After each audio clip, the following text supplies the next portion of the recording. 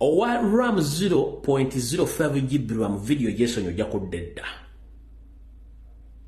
waliwo tulaga wa magezi ekisokera ddala Museveni bwe yasindika enkwezengeze mu NUP ne mu People Power yalowooza nti mulimu gwe gumu gwe bagenda okukola gwe bazibakola mu UPC gwe bakola mu DP gwe bakoze mu FDC gwe bakoze mu Jema gwe bakoze mu bibiina byonna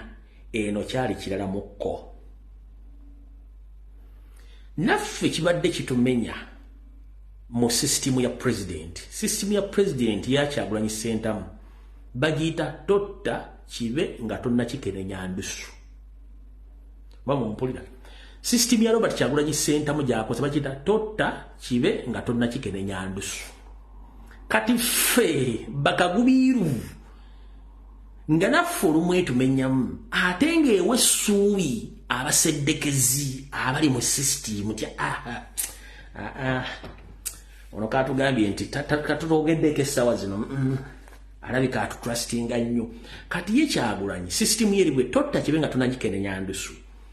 endala gyayongerako nga bunoga nti Samsung Galaxy Smile Pro Max kati alina ka Pro Max kayongerako ka Pro Max ke kaluwa amuke mubalete munategeera kayongerako ku system totta kibe nga tonagikenenya ndusu kati kayongerako kali ka Pro Max ke kaluwa bakayita nkukozese use me as well as I'm using you nkozesa nga nange bwe nkukozesa kati bambega Museveni yasindika Kyagulanyi abakozesezza nga bo balowooza nti bamukozesa oba muntegedde mbagambe video eno ng'olina 0.05 GB mu giveeko ojja kuddedda system ya Kyagulanyi bagiyita totta kibe nga tojja kikenenya ndusu najja n'akugamba wali nti tulibalabira ku bikolwa byabwe kati Museveni bwakusindika bwamala okufacilitatinga n'akusindika okola emirimu gye bwe gikulema ate aba ayagala kukulabisa final akusuulwe nga tokyali ki tolina kyokola kati tayimu etuuse nga system Museveni gyali yatadde mu NUP eganye okuyirudinga profits amagoba okusuula NUP olw'ensonga since day one tubadde tukuba buli nkwezenge erimu abali bakaana atale lumbuye mwono n'ekibiina mwagala president asigala nga talina bantu biki tugamba no problem kati ye president n'asirika era sometimes okubalaga nti ye bali abaga nti bamukozesa abalaba nabaga nti ne bayita press conference babeera abogerako n'amannya abalifaalinga nako buli kimu naye nga akebayita akasenda bazaana kati entabwe evaluddawa entabwe kasita president akuvaamu n'akuteeka ebbali goba ogenze for good kati bwakuteeka ebbali oba olina kukolaki system ne mission gye bawa abaseddekeza abavuddeko yabalemye bwe balema balina kuvaamu buvi automatically kati mugenda kulaba abaseddekezi nga batandise okukola kye tuyita pressure groups oba breakaway buli region ya Uganda ng'oli agenda kukola pressure group nti yavudde ku NUP avudde ku Kyagulanyi ataddeyo pressure group eye zonna region za Uganda mugenda fulamu ebintu ng'ebigenda kujja one eyasose yabadde ya Eastern. It's not a surprise to me and to the public that we were hoping for that breakout very soon, but olwalo lubadde lulinga luli obulute abakulu bano ne bagamba abakulu bano ne bagamba bwe bati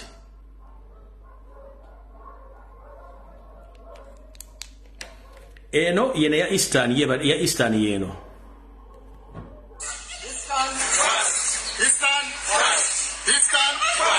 That's how we are going to demonstrate and see. That's how we are going to be demonstrating our pressure group in the different places that we shall be moving. Someone would ask what is our vision as far as this pressure group is concerned. Eyo negenda. Tubadde tuli awo. Nga bambega abalala nabo baabano.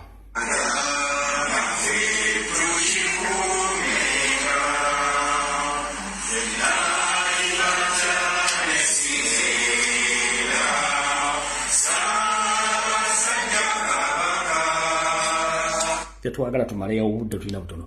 kati eyo ye DP block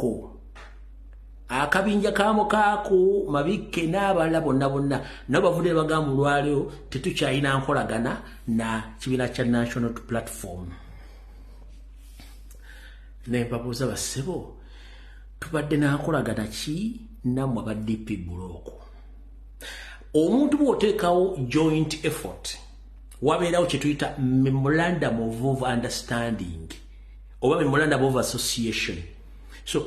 mwandibadde mujja ku press conference temuvudde mu NOP oba muvudde mu nkolagana NOP nga mulina ekiwandiiko ne mugaa nti endagaano eno gye twasayiringa nga tugenda okukolagana NOP endagaano teriiwo naye mmwe olw'okuba nti mukolera abasajja balina cow mentality bwe mba mwagala okudrivinga golo yammwe either mukozesa ekibiina kya National Platform oba Robert Kyagulanyi Ssentamu munkola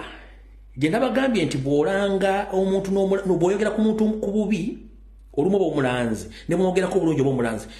bwe munaagenda mu maaso nga mukyayogera ku linnya Kyagulanyi n'ekibiina kya National Platform oba basiru mufuuka basiru you rather come out with your new ideology ne bibuloko byammwe simanyi bi platform byammwe nga mwogera different ideology n'ebintu ebiri nga temwekuusa ku Kyagulanyi kubanga the moment muga nimwekuusa ku Kyagulanyi nga muga musimu muvuddeko nga bwe mwali mumwegasseeko ddi bwe tusaawo enkolagana wabeerawo endagaano empandiike ndyatukwasaganye mu nsonga ABCD nti era ekisebo kinaatuuka kale tujja kuba twawukana tewali endagaano gye mwakola no just